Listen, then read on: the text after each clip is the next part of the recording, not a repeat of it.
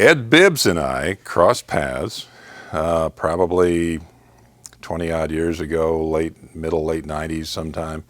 And I was still on staff at Reflection Studios as the chief engineer. I started there around 1980 and went freelance from there about 1997. So it must have been somewhere around there. What, do you remember what year it was? It was about 95. 95, that's about right.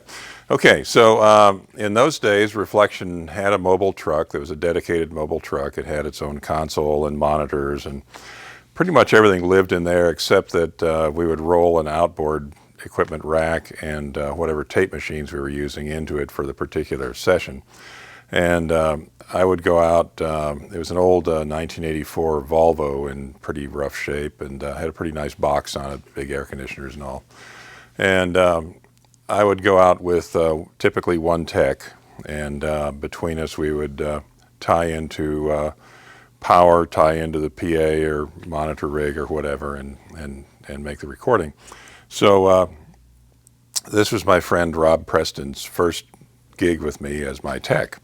I'd been on location since the 1970 or so in different ways, and so Rob was a little concerned, and we got to the church in Fayetteville, and two of the main guys seemed to be electricians, and Rob was asking about where to tie in power, which is always a question.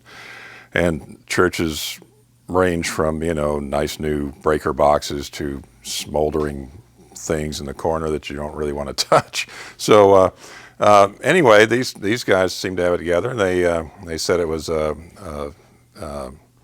three-legged system, and everything was 110, and 110 is what we needed. So Rob tied into two of the legs, so we'd have a leg for AC and some of the lighting, and then another leg for the audio gear.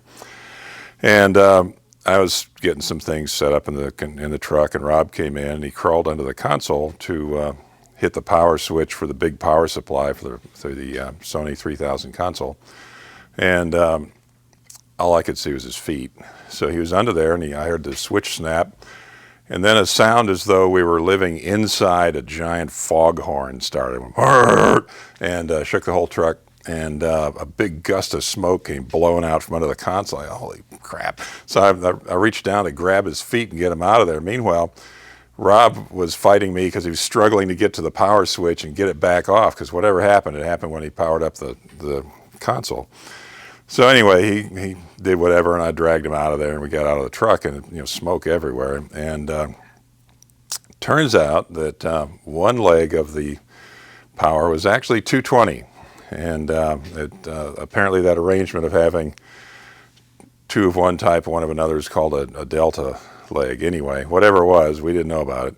So we had jammed 220 volts into this 110 volt big console supply, which had a transformer in it the size of a soccer ball, which we pretty well roasted. And so once we realized what had happened, and Rob became a devotee of checking the voltage on every outlet before he plugged anything in, the PA guy, Al Forbes, and I began to start trying to do some math and figure out how many car batteries we would need to string together to power the audio sections of the recording console so we could do the gig. I mean, it's always, you don't show up not to do the gig.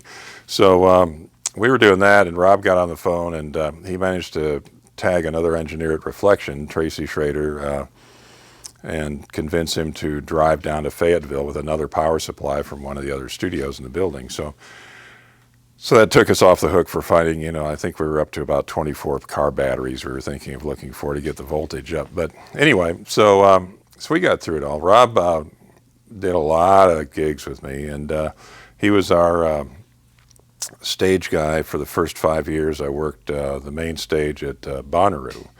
I was the A1 in the mobile truck there, a different truck, and Rob was on stage, which was certainly a demanding position, since of everybody on that big 5 or 6 story stage, there was only one guy that cared anything about whether we got anything connected, and that was our guy, Rob. So Rob had to tap dance around a lot of big sound systems coming on and off in the hour between acts and make sure that our stuff got tied in correctly. And so anyway, so the church, getting back to Ed Bibbs, was his father's church. So that's where we first crossed paths, as he reminded me when we met again here at the Vault.